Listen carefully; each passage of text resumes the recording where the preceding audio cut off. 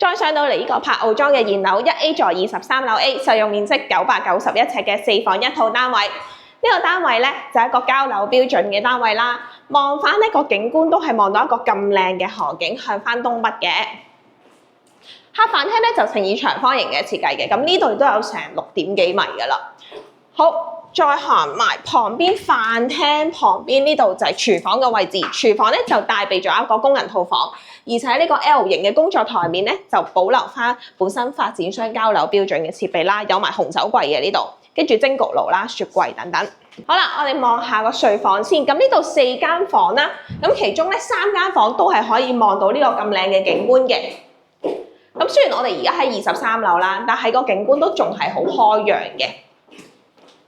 好啦，望下個浴室先。咁呢個浴室咧就唔係名廁，不過咧就做咗個乾濕分離嘅淋浴間設計啦。之後旁邊咧就做擺埋個洗衣機啦。另外就係本身我哋新世界嗰啲交樓標準嘅一啲色調嚟嘅。跟住另外呢邊就第2間房，咁都可以擺到個單人床啦、書台，再加埋個衣櫃嘅。好啦，再望埋呢一間第3間房，咁呢間就冇乜景觀噶啦，因為向翻後邊嘅。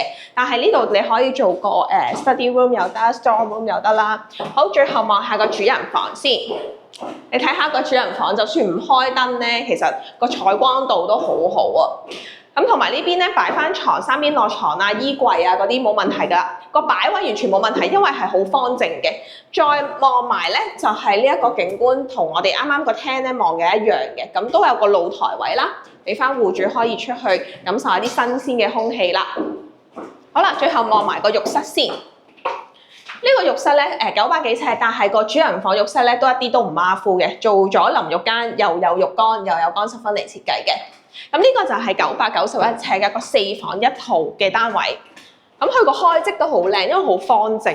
咁而且呢邊咧嗰個即係成個透光啊、通透率都非常之高啦，亦都望住一個咁開揚嘅景觀啦。唔知你哋中唔中意咧？